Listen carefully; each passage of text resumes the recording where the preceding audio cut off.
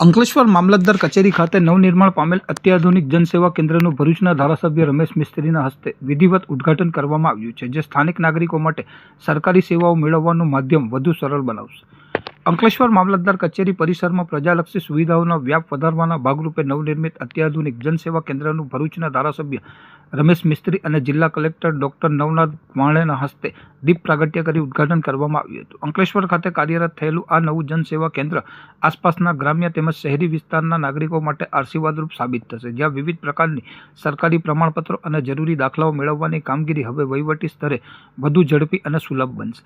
આ કેન્દ્રમાં અરજદારોની સુવિધાને પ્રાધાન્ય આપીને પ્રતીક્ષા માટે ઉત્તમ બેઠક વ્યવસ્થા, લાઇનોથી મુક્તિ આપતી ડિજિટલ ટોકન સિસ્ટમ અને માર્ગદર્શન માટે ખાસ હેલ્પ ડેસ્ક જેવી આધુનિક સુવિધાઓ ઉપલબ્ધ કરાવાઈ છે, જેથી નાગરિકોનો કિંમતી સમય બચશે અને સરકારી વહીવટમાં વધુ પારદર્શિતા આવશે. આ નવીન જનસેવા કેન્દ્ર ખાતેથી આવકના દાખલા, જાતિના પ્રમાણપત્ર, નોન ક્રિમિલિયર સર્ટિફિકેટ તેમજ રેશન કાર્ડને લગતી તમામ મહત્વપૂર્ણ કામગીરી સહિતની અસંખ્ય સેવાઓ એક જ છત્ર નીચે સંપૂર્ણપણે ડિજિટલ માધ્યમથી પૂરી પાડવામાં આવશે. આ ગરિમાપૂર્ણ ઉદ્ઘાટન પ્રસંગે પ્રાંત અધિકારી ભવદીપસિંહ જાડેજા, અંકલેશ્વર મામલતદાર રાજન વસાવા સહિત ઉચ્ચ વહીવટી અધિકારીઓ, કર્મચારીઓ અને સ્થાનિક આગેવાનો મોટી સંખ્યામાં ઉપસ્થિત રહ્યા હતા.